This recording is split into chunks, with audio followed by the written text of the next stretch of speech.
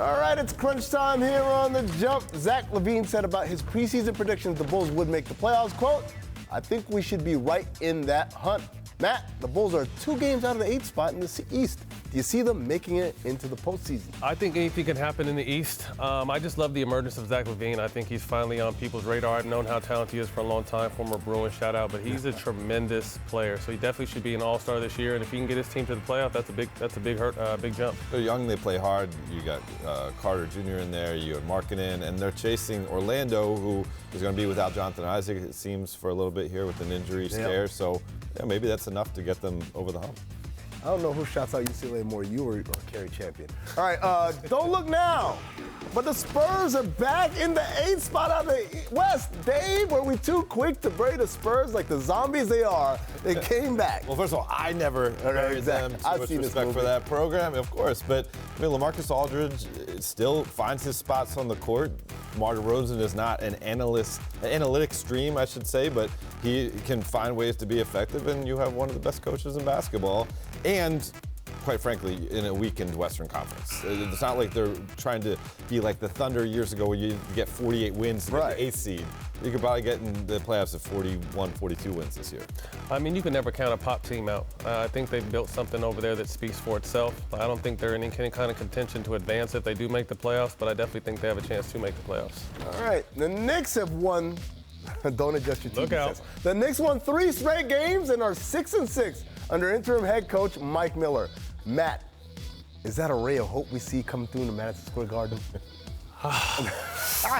Is Dolan still there? Yes, he is. I just like it. I mean, for the it's just unfair to the players. You know what I mean? Right. They're talented guys. You know, you can't speak for management. You know, 3 games in a row, I'm sure they're happy they're playing well. But they definitely do have a few cornerstones that they're starting to realize on that team. Yeah, we were talking about Mitchell Robinson earlier in the show. Some of these younger guys still playing for pride, still figuring out what it is to be a professional. A guy like Mike Miller, his first shot at the big time.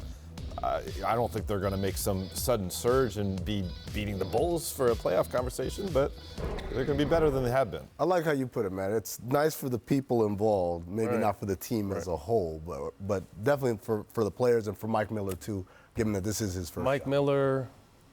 Other Mike Miller. He left Memphis. I say you got to change his name to Michael Miller now because there's too much confusion. All right, tonight we have a big matchup with top teams in the East as the Heat host the Raptors.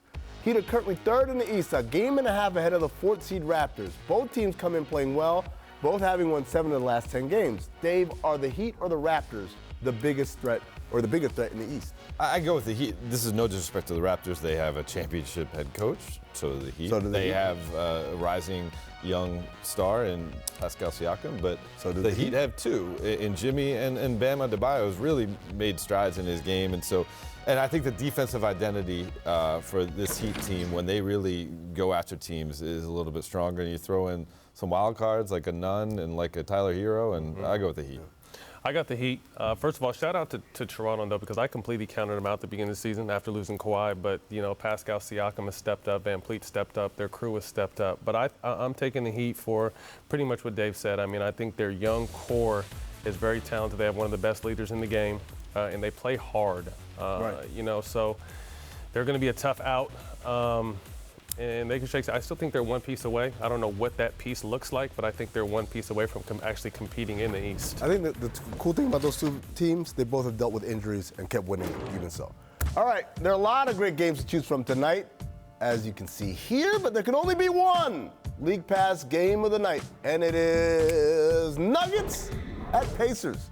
Pacers are favored by 1.5 at home tonight, but will have to contain Nikola Jokic, who has 11 double-doubles in his last 14 games. The Nuggets are looking to rebound from a blowout loss to the Rockets, while the Pacers are looking to build off a big win over the Sixers. Despite the Nuggets' bad loss the other night, they are 8-2 in their last 10 games and are 2nd in the West. Matt, are we paying enough attention to the Nuggets? I think we're paying enough attention to them, but I just think they're too young still. I think they're maybe a year or 2 away from really being a contender. You know, I predicted they'd be at the top of the West because they are a young team and they're playing as hard as they can every single night, and they want the 1 seed. They want that home court advantage. But when you come into the playoffs, it's veteran experience is what's going to get you over the hump. And to me, the only vet they really have is Paul Millsap. You know, and the fact that their best player is a center, I think that's why they don't get as much notoriety. as other teams, who have this type of record. But like I said, I just think they're a little too young. But I love the fact that Michael Porter Jr. is finally kind of getting his feet under him because he's a very talented piece that can help them get over that hump. Yeah, I think it's a proper amount of attention we're paying them so far. They are a very good team. They play excellent at home. Denver is a true home court advantage. Michael Malone has some consistency with this group.